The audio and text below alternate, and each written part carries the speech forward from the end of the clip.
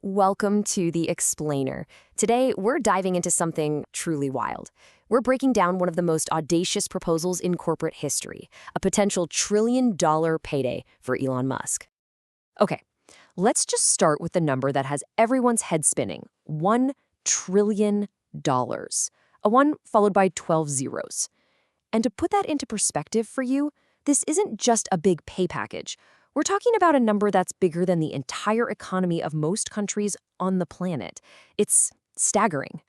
So a number that huge, it kind of forces us to ask a really big question, right? It's not just about the money anymore.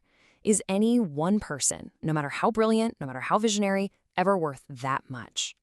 All right, to really get how we ended up here at a trillion-dollar proposal, we've got to rewind the tape. Because, believe it or not, this isn't the first time we've had this conversation. You could say this is the sequel to a very, very dramatic prequel. So check this out. It all started back in 2018 with this radical, all-or-nothing, $56 billion plan. And at the time, everyone thought the goals were just impossible. But guess what? Musk actually hit them. He pulled it off, and just when you think the story's over, bam, a judge in Delaware voids the entire thing. Just like that. Gone. And here's where it gets really interesting. The judge's reason wasn't even about the money. Not really. It was a total bombshell. She said the whole process was deeply flawed because the board members were just too close to Musk. Basically, the court said they couldn't be independent. They couldn't properly oversee the very person they were supposed to be keeping in check. Okay, so after that whole legal drama, you'd think they'd play it safe, right? Nope. So the question is, why on earth would they come back with a proposal that's even bigger? Let's get into the case for this new package. I mean, just look at this. You really have to see the scale to believe it. Tim Cook at Apple got a huge package in 2011, right? Almost $400 million. Then you have Musk's 2018 plan at 56 times billion. But this new one, it's not even on the same chart. It's a completely different stratosphere. It just completely rewrites the rules for what's even possible. So how in the world do they justify it?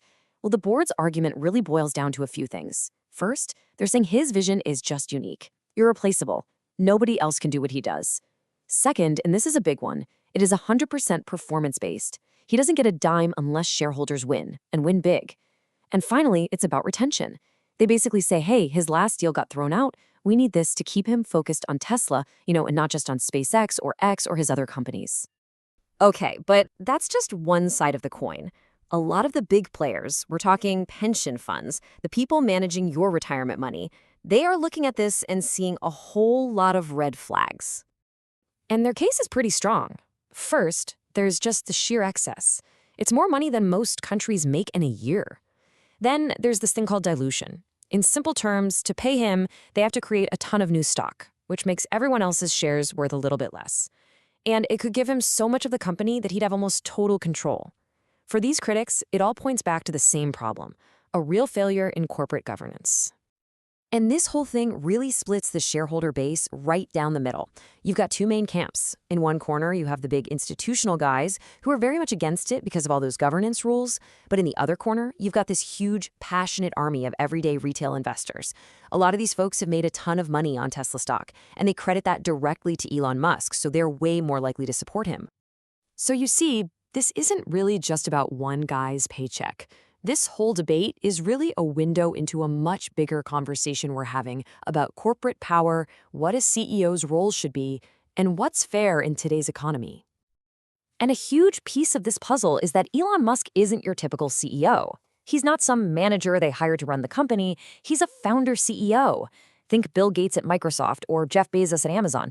These guys built the company from the ground up. They have this incredible personal connection to it, but that also creates a really tricky situation when it comes to things like board independence and accountability.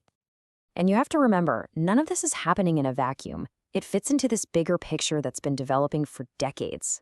Back in the 60s, a CEO might make 20 times what their average worker made. Today, that number is often over 300 to 1. It's a massive shift that's fueled this whole public debate about inequality. So, what happens next? Well, there are a few ways this could play out. First, the plan gets approved, but that's probably not the end of it. You can bet it's going right back to court. Second, it gets rejected. That would be a huge slap in the face to the board and would make everyone wonder what Musk's going to do. Or third, they could just pull the whole proposal to avoid a fight and try to negotiate something else. The only thing that's for sure is that this is far from over. And in the end, this whole trillion-dollar question, it's bigger than Tesla, it's bigger than Elon Musk. It forces every single one of us to think about a really tough question. Where do you draw the line? Where does a massive incentive for a visionary leader cross over into just excess, an unhealthy concentration of wealth and power? That's the real question here.